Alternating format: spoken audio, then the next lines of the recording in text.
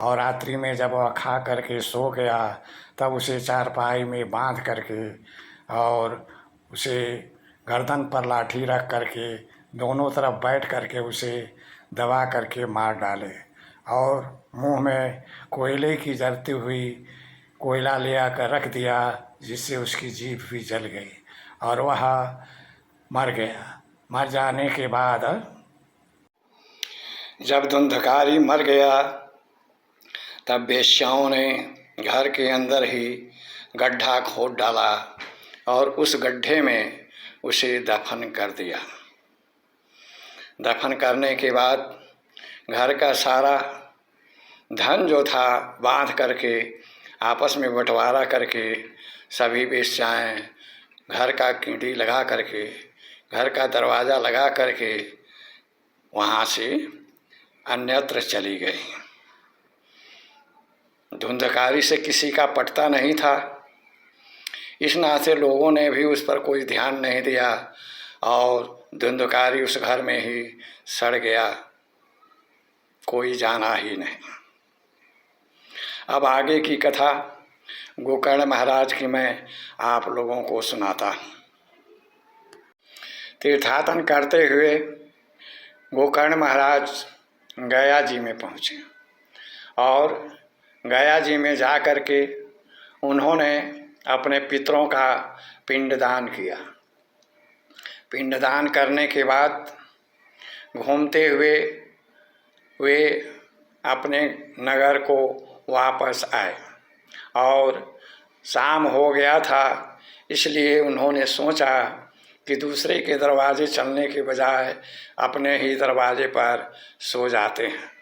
और जब वो सो गए तब धुंधकारी जो था, प्रेत बना हुआ था, वो तरह तरह से उसे डराने लगा। गोकर्ण महाराज रात में आए और घर के अपने दरवाजे पर सो गए। उन्हें जब नींद आने लगी तो प्रेत बना हुआ धुंधकारी तरह तरह का रूप धारण करके उन्हें भयभीत करने लगा। गोकर्ण महाराज सोचते थे ये क्या है और क्या हो रहा है। वह धुंधकारी बार बार जो है प्रकट होता और बार बार भय विभिन्न रूप धारण करके उन्हें भयभीत करता। कुछ बोल नहीं पाता था, इस नाते कुछ कह नहीं पाता था। धुंधकारी अपने स्वभाव के अनुसार उन्हें भयभीत कर रहा था और गोकर्ण महाराज अपने स्वभाव के अनुसार उसे शांत करने की कोशिश करते थे। जब वह किसी तरह से नहीं बोल पाया तब गोकर्ण महाराज ने अपने कमंडल का जल उसके ऊपर छिड़का और वह बोलने लगा और अपनी बात बताया। बाणी खुलते हुई धुंधकारी ने कहा, गोकर्ण, मैं प्रेत हो गया हूँ और मैं बहुत भूखा हूँ, बहुत तरह से दुखित हूँ और मुझे इस प्रेत जोनी से मुक्ति दिलाने का कोई उपाय करो। तब गोकर्ण महाराज ने कहा, भैया आप प्रेत बने क्यों? आप अपनी कथा सुनाइए ताकि मैं आपके बारे में अच्छी बातें कोई सोच सकूं। तब धुंधकारी ने कहा, मुझे मेरे साथ रहने वाली औरतों ने ही मुझे गला दबा करके मार डाला है और मेरे मुंह में कोयला डाल करके मेरी जुबान को भी जला दिया है। इसी से मैं बोलने में असमर्थ हूँ। अब तुम आ गए हो, तुम मेरे भाई हो, इस नाते तुम हमारे उद्धार के बारे में सोचो। तब गोकर्ण महाराज ने कहा, भैया अब तुम आराम करो और मुझे भी आराम करने दो। मैं सुबह तुम्हारे बारे में कोई योजना सोचूंगा और तुम्हारे उद्धार के लिए मैं विचार करूंगा। और यह कह करके सो गए। सुबह उठते ही स्नान ध्यान करने के बाद गोकर्ण महाराज ने सूर्य भगवान से विनती किया कि हे प्रभु, मेरे भाई के उद्धार के संबंध में आप मुझे कुछ बताएं। तब सूर्य देव ने कहा कि हे गोकर्ण महाराज, अब मेरी बात सुनो।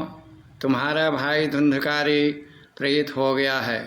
वह एक महान विधर्मी, महान पापी है और उसे सामान्य रूप से प्रेत योनि से मुक्ति नहीं मिल सकती है। इसलिए तुम श्रीमद् भागवत कथा के सिवा इसे किसी भी रूप से प्रेत योनि से मुक्ति नहीं मिलेगी। इसलिए तुम भागवत महापुराण की साप्ताहिक कथा उस धुंधकारी को सुनाओ, उसी से उसकी मुक्ति होगी। यह सुनकर के गोकर्ण महाराज ने श्रीमद् भागवत की कथा सुनाने के लिए कार्यक्रम शुरू किया और सभी लोगों को निमंत्रण दे करके अपने यहाँ बुलवाया। कथा प्रारंभ होने से पहले गोकर्ण महाराज ने धुंधकारी से कहा, भैया आप इस बांस के अंदर प्रवेश कर जाइए और भगवान की कथा भक्ति भाव से सुनिए।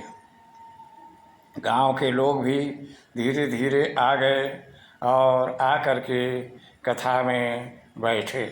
कथा में बैठने के बाद सभी लोग कथा का श्रवण करने लगे। कथा के प्रारंभ में ही बाँस का एक एक गांठ फटता चला गया। 7 दिनों तक लगातार कथा होने के बाद बाँस का 7 पूर फट गया और धुंधकारी दिव्य रूप धारण करके बाहर आ गया। बाहर आ करके उसने गोकर्ण महाराज को व्यास गद्दी पर बैठे हुए देख करके प्रणाम किया। सभी लोगों ने देखा कि प्रेत से धुंधकारी किस प्रकार से दिव्य रूप धारण कर लिया। थोड़ी देर में ही विमान पृथ्वी पर उतरा और उसमें से दिव्य रूपधारी पुरुषों ने उसे लेकर के स्वर्ग को चले गए। इस प्रकार आपने देखा कि श्रीमद् भागवत महापुराण की कथा सुनने से धुंधकारी जैसा महाप्रेत भी तर गया। इसलिए आपसे अनुरोध है कि श्रीमद् भागवत की कथा जहाँ भी हो वहाँ आप जा कर के श्रवण कीजिए, मनन कीजिए। इससे आपके जो पुण्य होंगे वो बढ़ेंगे और जो पाप होगा उसका क्षय होगा। मैंने धुंधकारी की कथा आपको सुनाई।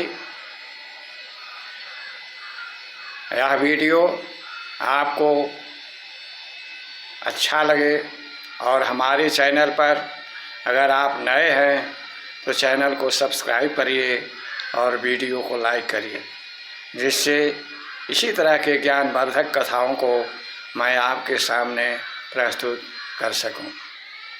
आपने वीडियो देखा, इसके लिए मैं आपको धन्यवाद कहता हूं। जय भारत, जय भारत, जय भारत, जय श्री राम।